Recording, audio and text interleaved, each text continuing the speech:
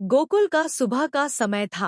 हल्की धूप मिट्टी पर पड़ रही थी। गांव के कच्चे रास्तों से गायों की घंटियों की मीठी आवाज आ रही थी और बीच में खड़ा था एक पुराना सुंदर मिट्टी लिपा नंद बाबा का घर। आंगन में तुलसी का चौरा, नीम का पेड़ और हवा में गर्म दूध की सुगंध। यहीं खेलता था हमारा नटखट नन्हा कृष्ण। उसके पैरों में घुंघरू बंधे थे और हाथ में एक छोटी बांसुरी। चेहरे पर मासूम मुस्कान और आंखों में पूरा संसार समाया हुआ। एक दिन गोकुल में कुछ नया हुआ। गांव का एक गरीब ग्वाला था, हरिदास। उसकी गाय बूढ़ी हो गई थी और कई दिनों से दूध नहीं दे रही थी। दूध ही उसका एकमात्र सहारा था। बच्चे भूखे थे, घर में चूल्हा भी नहीं जला था। हरिदास गांव के सबसे पुराने पीपल के पेड़ के नीचे बैठा धीरे धीरे रो रहा था। उधर से कृष्ण और उनके सखा सुदामा, मणिक, मादा खेलते हुए गुजर रहे थे। छोटा सा कन्हैया वही रुक गया। वह धीरे से आगे बढ़ा और हरिदास का हाथ पकड़ा। दादा,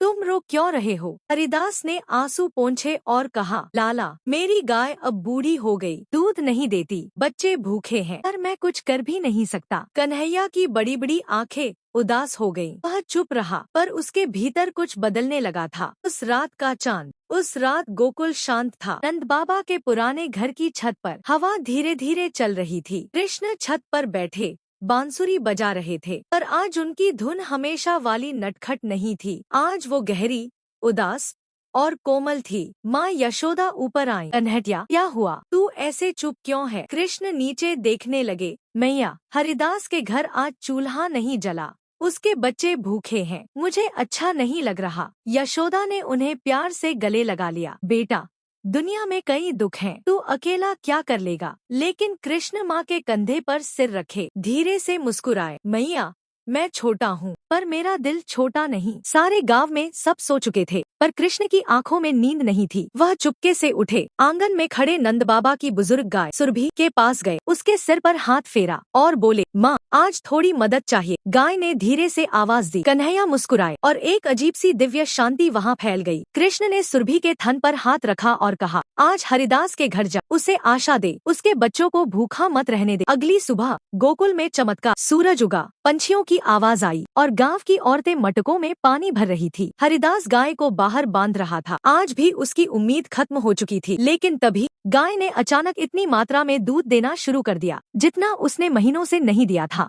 हरिदास की आंखें फटी की फटी रह गई। बच्चों ने दूध का कटोरा पकड़ा और खुशी से नाचने लगे। गांव में खबर फैल गई, कन्हैया ने चमत्कार किया, हरिदास की गाय फिर से दूध देने लगी। लोग दौड़ते हुए नंद बाबा के घर आए। कृष्ण आंगन में बैठे माखन खा रहे थे। उनकी मुस्कान सब कुछ कह रही थी। सबके सामने कन्हैया का मासूम सर। यशोदा ने कृष्ण को गोद में उठाया और पूछा, लाल, क्या तूने कुछ किया है? कृष्ण ने उनकी आंखों में देखा और धीरे से बोला, मैं, अगर कोई भूखा सो जाए तो भगवान भी रोते हैं, मैं तो बस रोते हुए भगवान को हंसाने निकला था। गांव वाले सुनते रह गए। हरिदास के आंसू रुक नहीं रहे थे। उसने कृष्ण के पैरों को छू लिया। लाला, तू भगवान है। कृष्ण हंस दिए। नहीं दादा, मैं बस गोकुल का एक छोटा सा बालक हूँ, जो सबको खुश देखना चाहता है। अंतिम दृश्य, पुराना नंद बाबा का घर। आंगन में तुलसी का दीप जल रहा है। गायें शांत खड़ी हैं और कृष्ण हरिदास के बच्चों को दूध पिला रहे हैं। कुल के दिल में आज पहली बार हो गया, यह नन्हा कन्हैया उनका लाला नहीं, का अपना